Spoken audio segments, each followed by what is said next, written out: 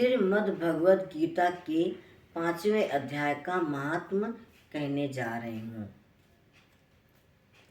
श्री भगवान कहते हैं, देवी, अब सब लोगों द्वारा सम्मानित 5वें अध्याय का महात्म संक्षेप में बतलाता हूँ। सावधान होकर सुनो। मद्र देश में कुत्सपुर नामक एक नगर है। उसमें पिंगल नामक एक ब्राह्मण रहता था।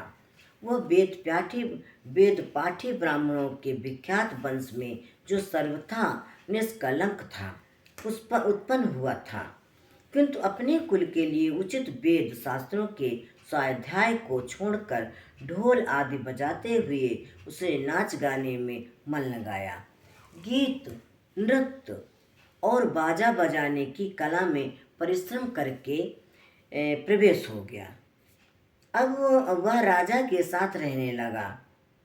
करके पिंगल ने बड़ी प्रसिद्धि प्राप्त कर ली और उसी से उसका राजभवन में भी प्रवेश हो गया। अब वह राजा के साथ रहने लगा और पराई स्त्रियों को बुला बुलाकर उनका उपभोग करने लगा। स्त्रियों के सिवा और कहीं उसका मन नहीं लगता था। धीरे धीरे अभिमान बढ़ जाने से उत्खल होकर वह एकांत में राजा से दूसरों के दोष बतलाने लगा। पिंगल की एक स्त्री थी जिसका नाम था अरुणा। वह नीच कुल में उत्पन्न हुई थी और कामी पुरुषों के साथ विहार करने की इच्छा से सदा उन्हीं की खोज में घूमा करती थी।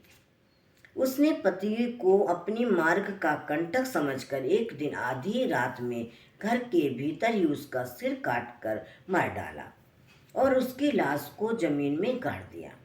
इस प्रकार प्राणों से वियुक्त होने पर वह यमलोक में पहुंचा और भीषण नरकों का उपयोग करके निर्जन वन में गिद्ध हुआ। अरुणा भी भगंदर रोग से अपने सुंदर शरीर को त्याग कर घोर नरक भोगने के पश्चात उसी वन में सुखी हुई। एक दिन वह दाना चुगने की इच्छा से इधर उधर फुदक रही थी। इतने में ही उस गिद्ध ने पूर्व जन्म के बैर का स्मरण करके उसे अपने तीखे नखों से फाड़ डाला। सूखी घायल होकर पानी से भरी हुई मनुष्य की खोपड़ी में गिरी। गिद्ध पुनः उसकी ओर झपटा। इतने में ही जाल फैलाने वाले बहेलिये ने उसे भी बाणों का निशाना बनाया। उसके पूर्वजन्म की पत्नी सुकी उस खोपड़ी के जल में डूबकर प्राण त्याग चुकी थी। फिर वह क्रूर पक्षी भी उसी में गिरकर डूब गया। तब यमराज के दूत उन दोनों को यमराज के लोक में ले गए। वहां अपने पूर्वकृत पाप कर्म को याद करके दोनों ही भयभीत हो रहे थे। तदनंतर यमराज ने जब उनसे उनके घृणित कर्मों पर दृष्टिपात किया तब उन्हें मालूम हुआ कि मृत्यु के पश्चात अकस्मात खोपड़ी के जल में स्नान करने से इन दोनों का पाप नष्ट हो चुका है। तब उन्होंने इस दोनों को मनोवांछित लोक में जाने की आज्ञा दी। ये सुनकर अपने पाप को याद करते हुए वे दोनों बड़े विस्मय में पड़े। बोले और पास आकर धर्मराज के चरणों में प्रणाम करके पूछने लगे, भगवान, हम दोनों ने पूर्व जन्म में अत्यंत घृणित पाप का संचय किया है, फिर हमें मनोवांछित लोकों में भेजने का क्या कारण है, बतलाइए। यमराज ने कहा, गंगा के किनारे बट नामक के उत्तम ब्रह्मज्ञानी रहते थे।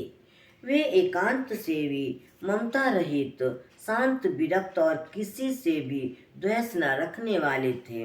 प्रतिदिन गीता के 5वें अध्याय का जप करना उनका सदा का नियम था।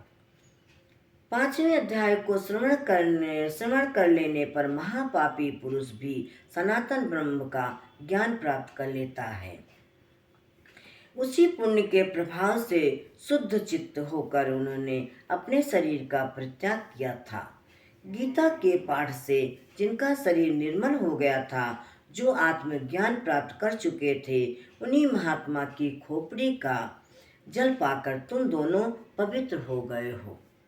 अतः अब तुम दोनों मनोवांछित लोकों को जाओ, क्योंकि गीता के 5वें अध्याय के महात्म्य से तुम दोनों शुद्ध हो गए हो। श्री भगवान कहते हैं, सबके प्रति समान भाव रखने वाले धर्मराज के द्वारा इस प्रकार समझाए जाने पर वे दोनों बहुत प्रसन्न हुए और विमान पर बैठ कर वैकुंठ धाम को चले गए।